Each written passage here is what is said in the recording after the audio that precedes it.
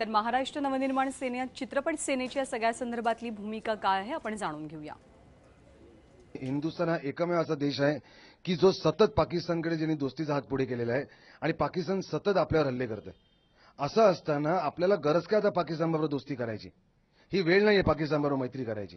इथे आपले जवान शहीद होत आहेत आणि हे जवान मारले गेल्याच्या नंतर सोशल मीडियावर हे पाकिस्तानी लोक सगळे आनंदोत्सव करतायत आणि आपण अशा वेळेला असताना मुंबईमध्ये आणि महाराष्ट्रामध्ये हिंदुस्थानमध्ये या पाकिस्तानी लोकांचा तमाशा बघायचा टीव्हीवर मुळीच चालणार नाही। असे थेर 48 तासाच्या आत जर का हे पाकिस्तानी कलाकार गेले नाहीत सोडून तर त्यांना जे काय कुठे त्यांना चोप पडेल।